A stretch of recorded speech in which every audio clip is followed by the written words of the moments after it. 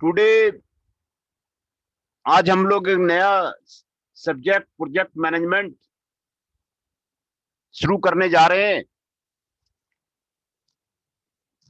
Project management एक बहुत ही अच्छा सब्जेक्ट है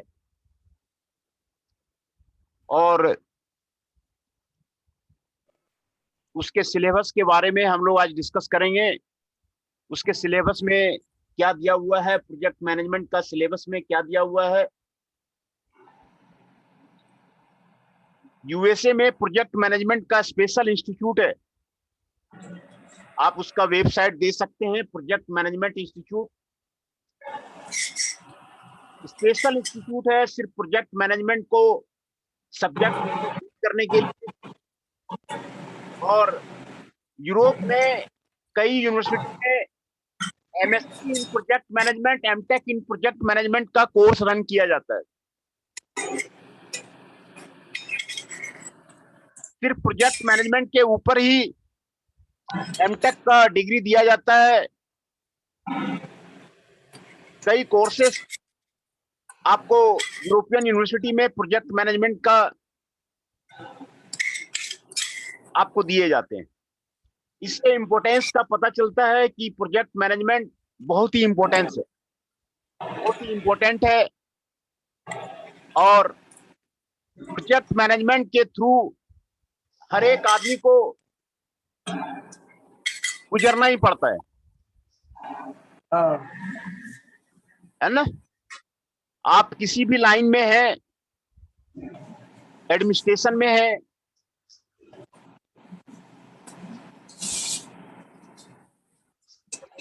या किसी भी आप इंडस्ट्री में है या इंस्टीट्यूशन में है, आप किसी लाइन में है, आपको प्रोजेक्ट बनाना पड़ेगा। आप चीफ मिनिस्टर बन गए, आपको प्रोजेक्ट बनाना पड़ेगा, बताना पड़ेगा कि हम क्या क्या स्टेट में प्रोजेक्ट करने जा रहे हैं। आप प्राइम मिनिस्टर बन गए, आपको प्रोजेक्ट बताना पड़ेगा, व्हाट आर द प्रोजेक्ट्स। आप जो है 5 साल में क्या क्या प्रोजेक्ट करेंगे, कहां पर रोड बनाएंगे, कहां पर क्या करेंगे, यही प्रोजेक्ट है। तो प्रोजेक्ट मिनी प्रोजेक्ट से मेगा प्रोजेक्ट तक होता है। सर हाँ बताइए। सर फाइनल ईयर में आगे सर हमें भी प्रोजेक्ट बनाना है। हाँ, आपको भी प्रोजेक्ट बनाना है। वही तो मैं कह रहा था कि प्रोजेक्ट मैनेजमेंट आपको इंपॉर्टेंट है। हर एक आदमी को प्रोजेक्ट मैनेजमेंट के दौर से आपको गुजरना पड़ेगा। 8 सेमेस्टर में भी आपको भी प्रोजेक्ट बनाना पड़ेगा। सर प्रोजेक्ट अपनी मर्जी से बनाना है या कॉलेज वाले देंगे टॉपिक? नहीं, वो अपने मर्जी से बनाना है, वो अपनी मर्जी से बनाना है। तो उसमें प्रोजेक्ट मैनेजमेंट में ये सारी टेक्निक आप सीखेंगे। प्रोजेक्ट मैनेजमेंट क्या होता है,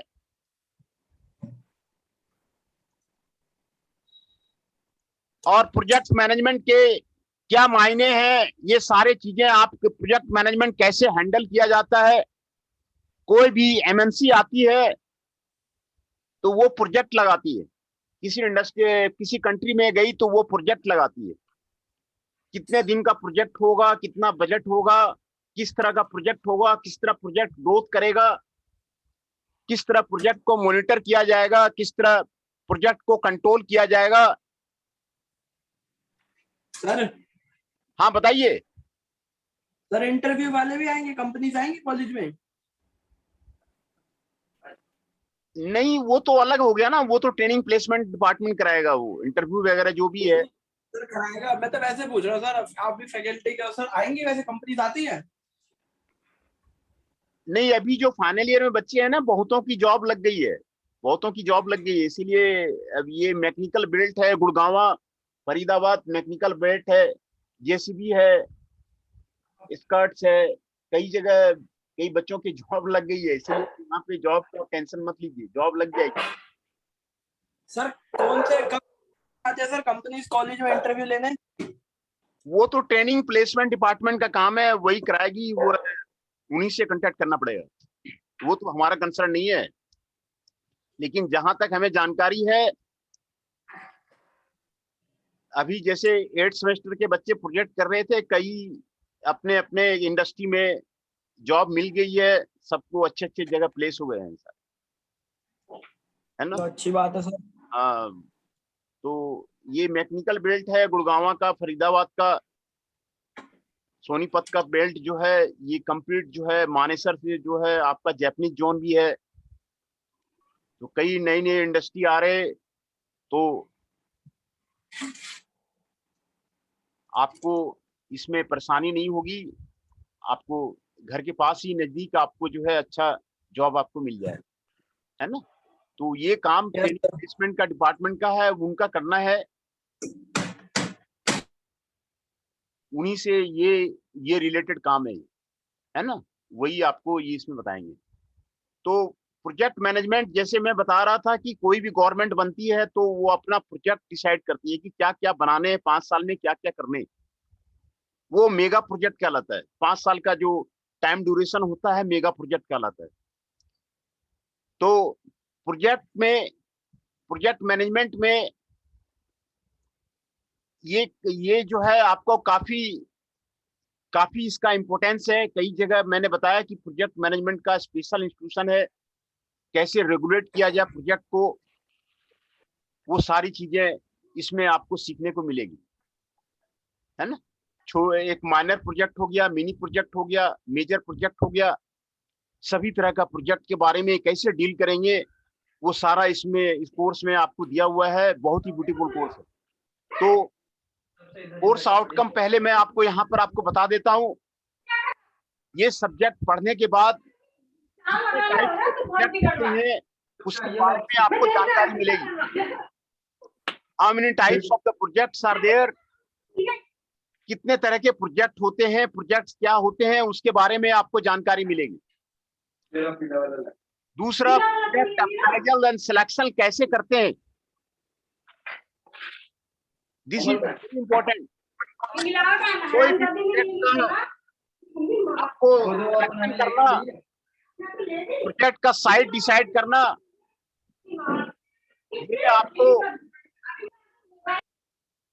ये आपको जरूरी है कि भाई प्रोजेक्ट का साइट का सिलेक्शन कैसे होगा, प्रोजेक्ट का कहां पर स्टार्ट किया जाए, प्रोजेक्ट को अप्राइजल कैसे किया जाए जिससे कि मैक्सिमम प्रॉफिट कमाया जा सके।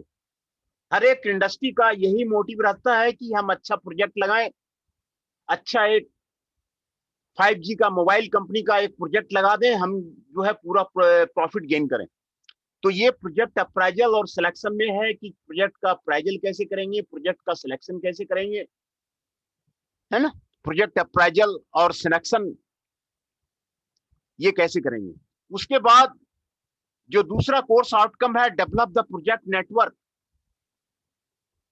प्रोजेक्ट एक दिन में कंप्लीट तो होता नहीं है, किसी का 10 साल लग जाता है, किसी का 15 साल लग जाता है, किसी का 5 महीने में कंप्लीट हो जाता है। तो एक एक एक्टिविटी होती है, वो प्रोजेक्ट एक्टिविटी पहले फाइनल करना पड़ता है।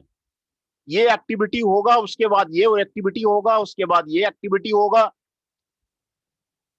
एक टाइम फ्रेम बनाना पड़ता है। और टाइम फ्रेम बनाने के बाद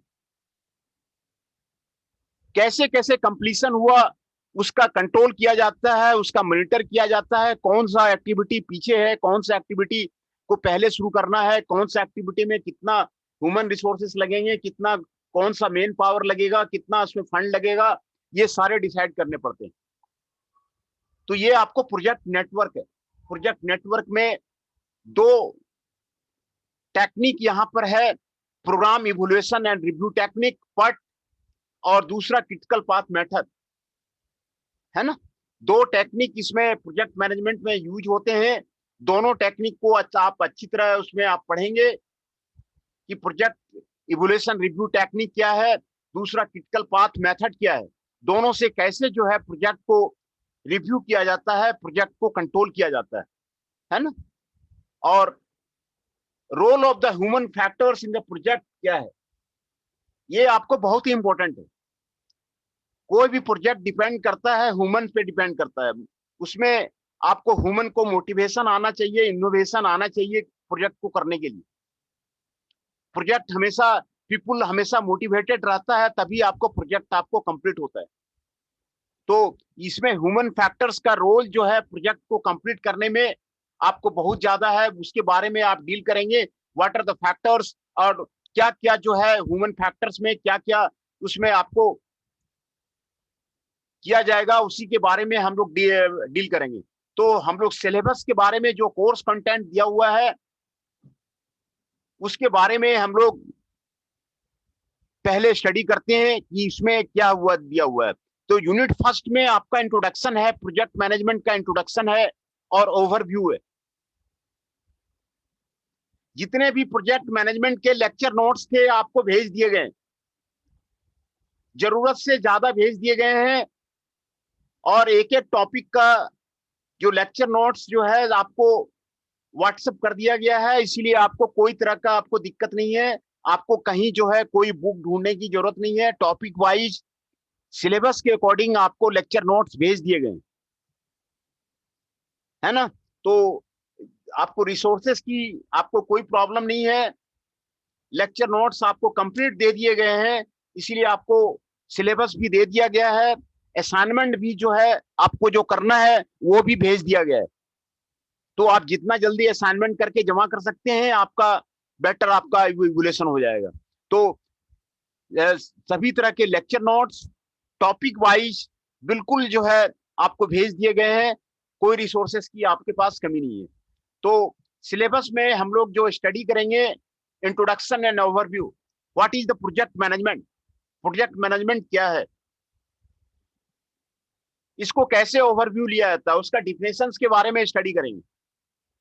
what are the definitions of the project management, project management का डिफिनेशन क्या है, टाइप्स ऑफ द प्रोजेक्ट्स, कितने तरह के प्रोजेक्ट्स होते हैं, टाइप्स ऑफ द प्रोजेक्ट्स, कितने तरह के प्रोजेक्ट्स होते हैं, और उसके बाद project life cycle, project phases, हर एक प्रोजेक्ट का लाइफ साइकिल होता है। तो प्रोजेक्ट का ये फेजेज बोलते हैं उसको, introduction of the phases, growth of the project, implementation of the project, control of the project, ये प्रोजेक्ट लाइफ साइकिल है। तो प्रोजेक्ट लाइफ साइकिल के बारे में स्टडी करेंगे और डिसीजन के बारे में स्टडी करेंगे, प्रोजेक्ट का डिसीजन क्या क्या प्रोजेक्ट में डिसीजन लेने पड़ते हैं,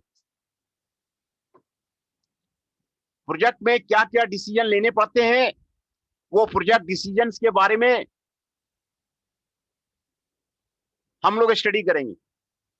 यूनिट 2 में है गो नो गो डिसीजन। गो नो गो डिसीजन क्या है, प्रोजेक्ट आइडेंटिफिकेशन एंड स्क्रीनिंग क्या है, ये आपको बहुत इंपॉर्टेंट है। कैसे प्रोजेक्ट को आइडेंटिफाई करेंगे, मैंने आपको जैसे पहले बताया कि हर एक कंपनी का मोटिव रहता है कि कैसे जो है प्रॉफिट कमाया जाए, अच्छा प्रोजेक्ट लगाया जाए। तो कैसे आइडेंटिफाई करेंगे, कैसे स्क्रीनिंग करेंगे, what are the basis of the screening, what are the basis of the identification, project को आइडेंटिफाई कैसे करेंगे, उसके बारे में यहाँ पे स्टडी करेंगे। हर एक कंपनी यही चाहती है कि हमारा कंपनी जो है ग्रोथ करता रहे और कैसे जो है अच्छा प्रॉफिट कमाया जाए। प्रोजेक्ट अप्राइजल, प्रोजेक्ट को अप्राइजल कैसे करेंगे, ये आपको बहुत ही इंपॉर्टेंट है। बहुत सारे प्रोजेक्ट फेल हो जाते हैं, कई सारे प्रोजेक्ट हैं आप देखे होंगे, कई इंडस्ट्रियां बंद हो जाती है, कई प्रोजेक्ट फेल हो जाता है। तो कारण वही है कि उसका प्रोजेक्ट का अप्राइजल सही ढंग से नहीं हुआ, प्रोजेक्ट का अप्राइजल सही ढंग से नहीं हुआ, इसी कारण से वो प्रोजेक्ट जो है आपको फेल कर गया। तो प्रोजेक्ट अप्राइजल में मार्केट एनालिसिस आता है, मार्केट का डिमांड एनालिसिस बहुत जरूरी है। मार्केट को कवर करना बहुत जरूरी है कि what are the market, people accept करेगा नहीं करेगा, डिमांड उसकी है कि नहीं है, कोई भी आइटम की डिमांड है कि नहीं है। कोई भी इंडस्ट्री लगाना चाह रहे हैं तो उसका कंटिन्यूअस प्रोडक्शन होते रहना चाहिए, ह्यूमन नीड्स को फुलफिल करते रहना चाहिए। ये मार्केट एनालिसिस करना बहुत जरूरी है, मार्केट सर्वे करना जरूरी है। कोई जरूरी नहीं है कि आपका बहुत ही आपका टेक्नोलॉजी बेस्ड आपका प्रोजेक्ट है, लेकिन अगर मार्केट डिमांड नहीं है, पीपुल में एक्सेप्टेबिलिटी नहीं है, तो वो आपका प्रोजेक्ट नहीं चलेगा।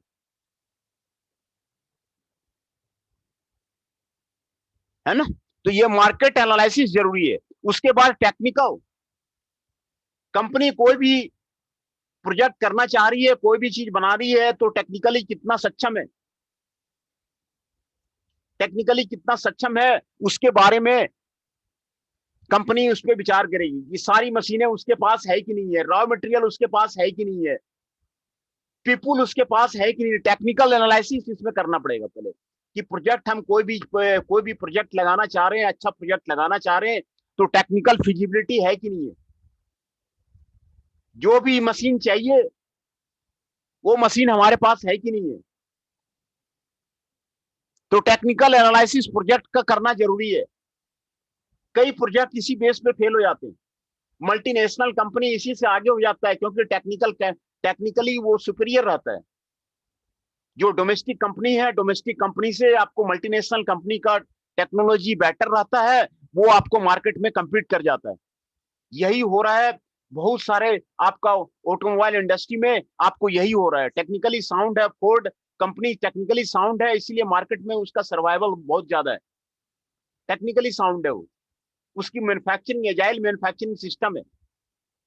कस्टमर जैसे डिमांड किया उसको तुरंत कस्टमर को वो मॉडल बना के दे देती है।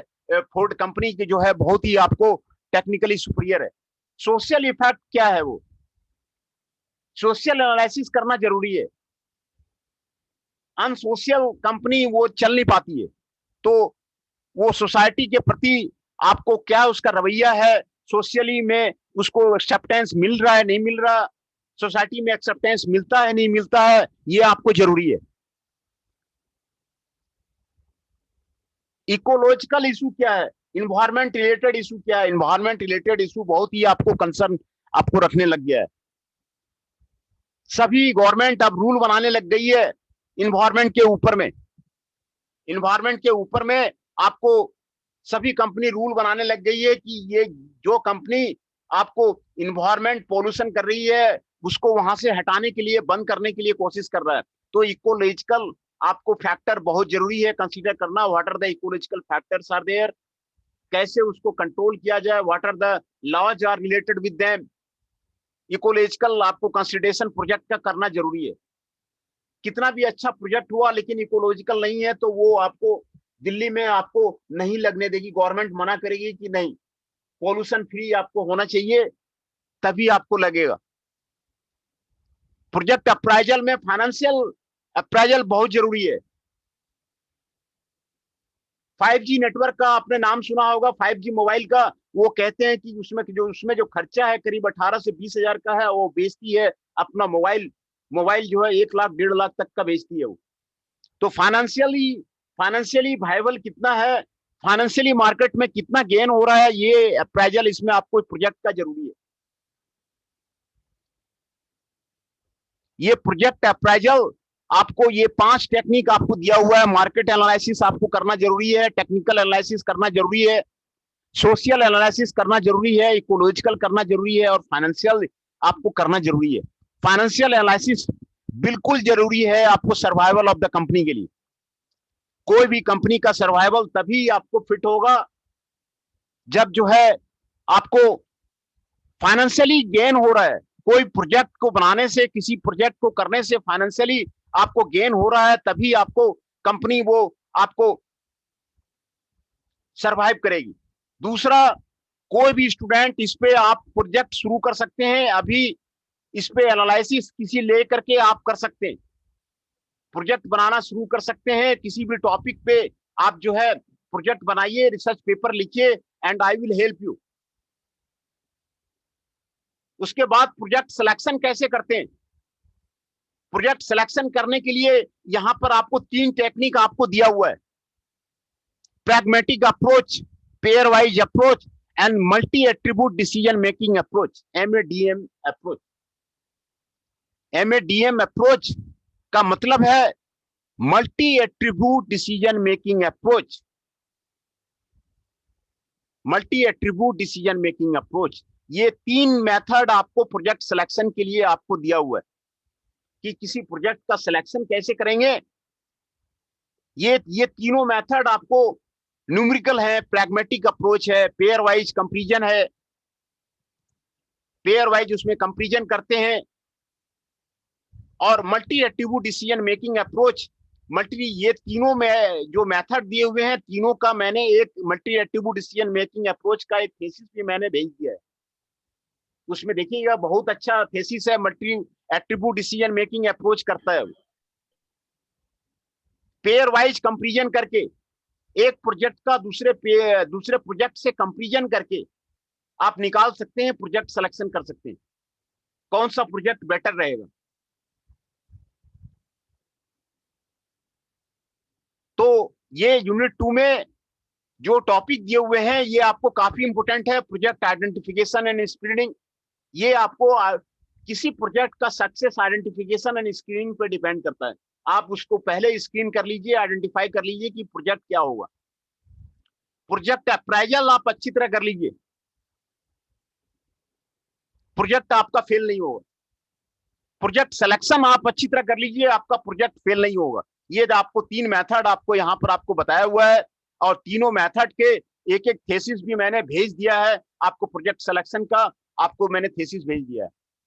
यूनिट 3 में development of the project network.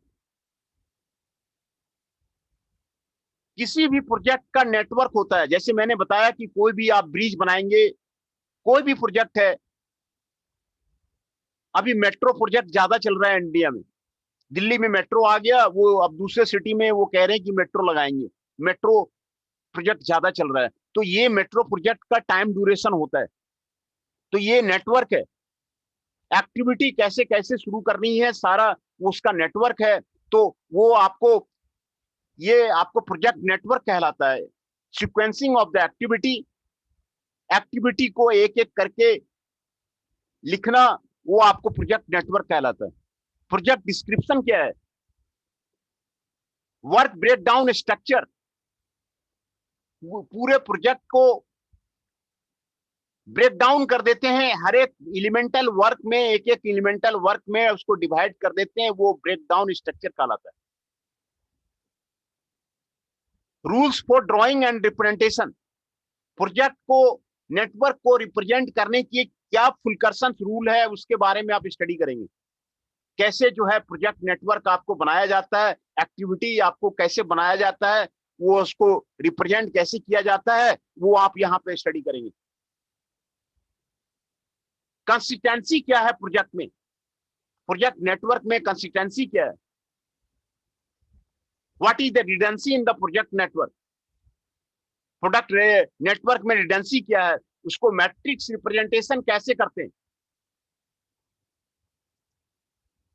Matrix representation project का कैसे किया जाता है, उसके बारे में यूनिट 3 में स्टडी करेंगे। Basic scheduling with the network, schedule कैसे किया जाए नेटवर्क का। मैंने एक्टिविटी बताया ना कि प्रोजेक्ट नेटवर्क में एक एक्टिविटी होता है जिसमें कई एक्टिविटी होते हैं। 20 एक्टिविटी किसी में होता है, किसी में 30 होता है, किसी में 40 होता है। तो वो एक्टिविटी उसमें आपको डिसाइड रहता है, और उसको फॉरवर्ड पास और बैकवर्ड पास कंप्यूटेशन से शेड्यूल करना पड़ता है।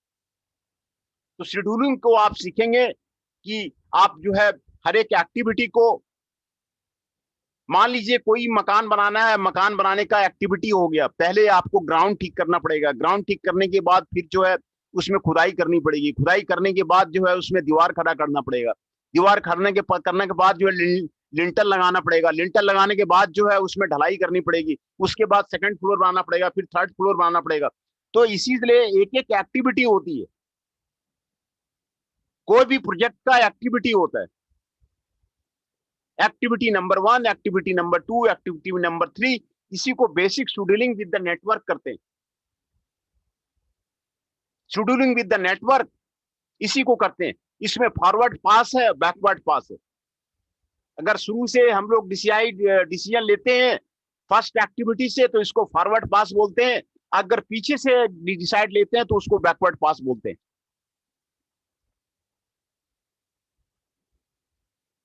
ये फॉरवर्ड पास और बैकवर्ड पास कहलाता है। यूनिट 4 में सीपीएम एंड पार्ट है। सीपीएम एंड पार्ट बहुत ही ब्यूटीफुल टेक्निक है, critical path method, program evolution review technique. ये दो टेक्निक आपको यहाँ पर प्रोजेक्ट के लिए आपको बताया गया है। प्रोजेक्ट मैनेजमेंट में दो ब्यूटीफुल टेक्निक है। उसके न्यूमेरिकल आपको यही दो न्यूमेरिकल है, सीपीएम और पट। उसके न्यूमेरिकल्स आपको बताए जाएंगे, न्यूमेरिकल आपको करवाए जाएंगे, और सीपीएम और पट पे आपको प्रॉब्लम आता ही आता है। Critical path method, program evolution review technique. CPM का मतलब हो गया क्रिटिकल पाथ मेथड, पट का मेथड हो गया प्रोग्राम इवोल्यूशन रिव्यू टेक्निक। इस पे आपको न्यूमेरिकल आपको आता ही आता है। तो इस पे न्यूमेरिकल जो है आप उसको करेंगे और उसको देखेंगे कि कितना अच्छा और कितना ब्यूटीफुल आपको सीपीएम और पट है। उससे आपको प्रोजेक्ट का को कंप्लीट कंट्रोल आपको पता चल जाता है। उसमें एक्टिविटी टाइम्स क्या है, हर एक एक्टिविटी का टाइमिंग होता है। जैसे मैंने बताया कि कोई भी प्रोजेक्ट करेंगे, आप ब्रिज बनाएंगे, ब्रिज बनाने के लिए हर एक एक्टिविटी आपको डिसाइड करनी पड़ेगी। पहले क्या होगा, कहीं पे इंडस्ट्री लगाना है, ये एक मेगा प्रोजेक्ट है, तो उसमें कौन सी एक्टिविटी पहले करनी है, उसको एक्टिविटी टाइम्स बोलते हैं।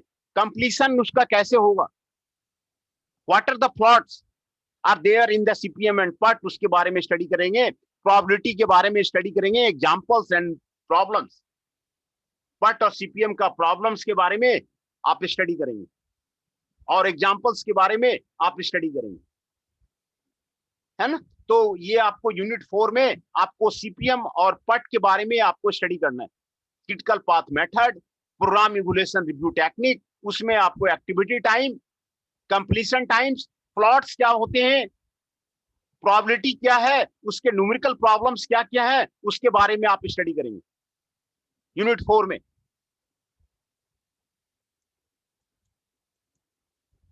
यूनिट 5 में प्रोजेक्ट मॉनिटरिंग एंड कंट्रोल, कैसे प्रोजेक्ट को मॉनिटर किया जाए।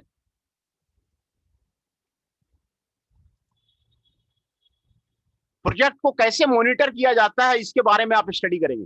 प्रोजेक्ट एडजस्टमेंट क्या है, क्रैशिंग क्या है, डायरेक्ट कॉस्ट इनडायरेक्ट कॉस्ट से कैसे उसको क्रैशिंग करते हैं, नॉर्मल और क्रैश ड्यूरेशन और कॉस्ट क्या है, उसके बारे में स्टडी करेंगे। What is the project crashing, है ना। प्रोजेक्ट क्रैशिंग का मतलब है कॉस्ट को बढ़ा करके घटा करके देखना कि भाई प्रोजेक्ट कितने दिन में कंप्लीट होता है, उसका क्या इफेक्ट पड़ता है, ये आपको प्रोजेक्ट क्रैशिंग कहलाता है। तो प्रोजेक्ट एडजस्टमेंट के बारे में स्टडी करेंगे। प्रोजेक्ट मॉनिटरिंग एंड कंट्रोल, कैसे प्रोजेक्ट को मॉनिटर किया जाता है, कैसे प्रोजेक्ट को कंट्रोल किया जाता है, उसके बारे में आप स्टडी करेंगे। Resource levelling, resource, different type of the resources, human resources for the project कैसे करेंगे, किसी मटेरियल का, रॉ मटेरियल का रिसोर्स लेवलिंग कैसे करेंगे, ये इसके बारे में यहां पर स्टडी करेंगे। What are the types of the resource levelling, what are the uses of the resource levelling, what are the problems are there in the resource levelling.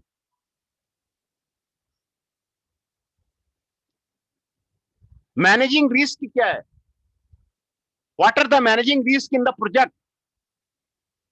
Project में मैनेजिंग रिस्क मैंने आपको बताया कि पहले ही बहुत इंपॉर्टेंट है। कोई भी प्रोजेक्ट लगाने जाएंगे उसके पहले ही आपको डिसाइड करना पड़ेगा। आप कहीं पे इंडस्ट्री लगाने जा रहे हैं, आपको पहले ही डिसाइड करना पड़ेगा कि कैसा प्रोजेक्ट बनेगा, मार्केट कहाँ होगा, सारी चीजें आपको करनी पड़ेगी, नहीं तो प्रोजेक्ट आपका फेल हो जाएगा।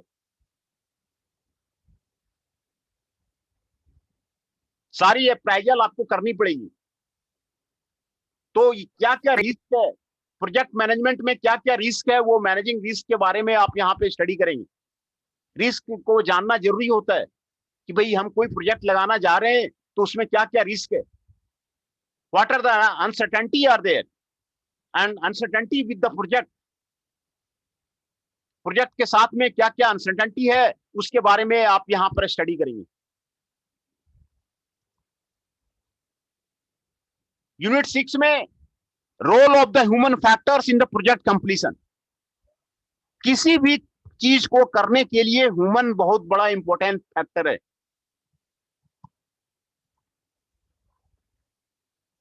ह्यूमन का रोल, पीपुल का रोल, टीम वर्क करना, लीडरशिप करना बहुत जरूरी है। कोई प्रोजेक्ट फेल करता है उसका मतलब है कि उसका लीडरशिप फेल कर रहा है। कोई प्रोजेक्ट फेल कर रहा है उसका मतलब है पीपुल में जो आदमी है वो टीम में सही से काम नहीं कर रहे, वो आपको सही से वो उसका योगदान आपको सही नहीं है।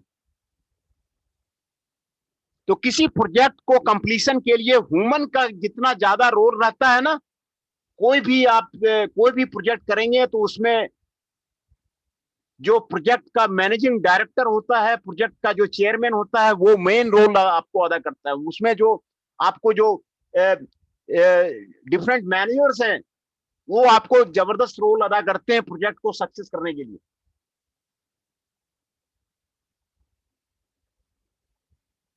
तो इसमें आपको role of the human factors बहुत ही इंपॉर्टेंट है। तो इसमें dealing with the people, team building कैसे करेंगे, टीम बिल्डिंग कैसे करेंगे उसके बारे में आपको सिखाया जा रहा है।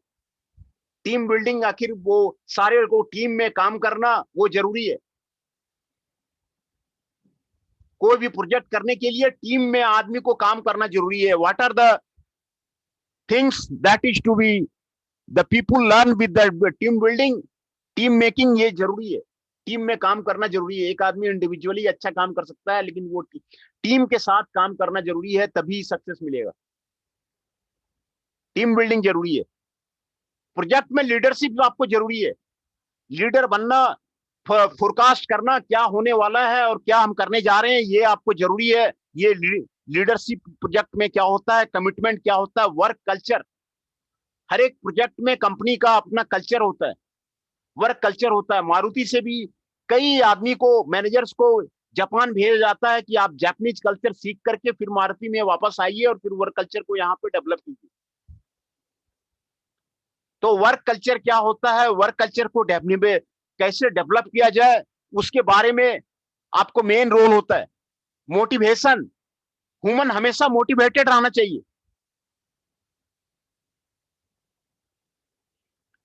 किसी भी इंडस्ट्री में, किसी में हमेशा जो ह्यूमन है आपको मोटिवेटेड रहना चाहिए, हमेशा कुछ काम करने की जो है चाह होना चाहिए। तो what are the factors are there, कैसे मोटिवेट किया जाए उसके बारे में यहाँ पर स्टडी करेंगे। कोऑर्डिनेशन कैसे किया जाए, ह्यूमन को प्रोजेक्ट को काम करने के लिए कोऑर्डिनेशन कैसे किया जाए उसके बारे में आप स्टडी करेंगे।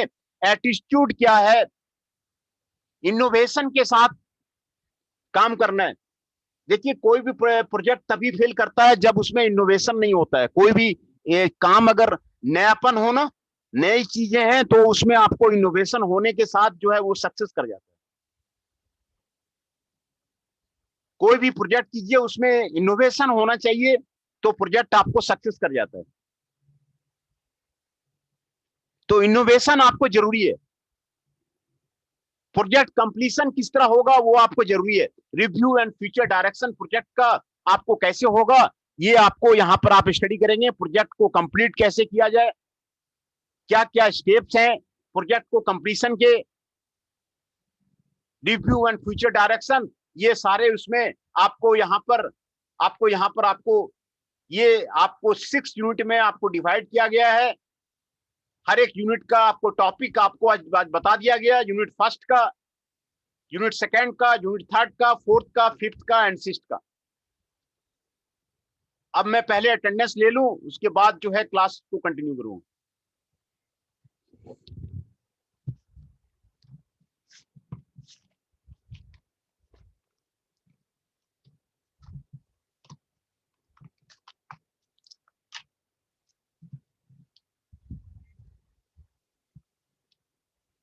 अभिषेक Dubey ji is present, Akash Pawar ji is present, yes sir. Raunak Kumar ji is present,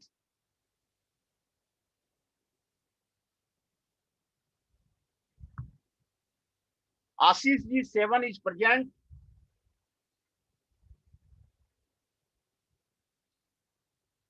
Chandan Shah is present, yes sir. Himanshu ji 17 is present,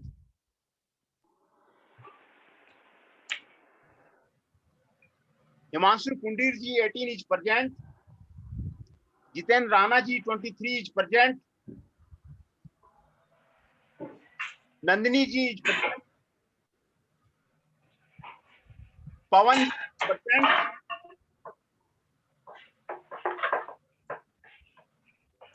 Ramdatt Bhatt ji present, 38 is present. Rishabh Nayak ji 54 is present.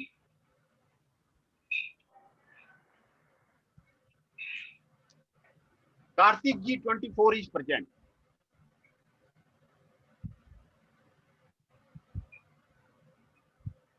Rahul Chaudhary ji 33 is present.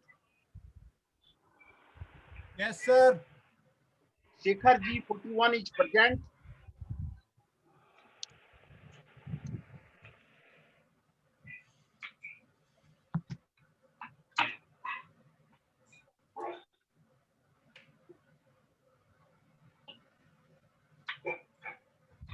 Prince Sarova ji 31 is present. Yes, sir. Yes, sir. 33 is present.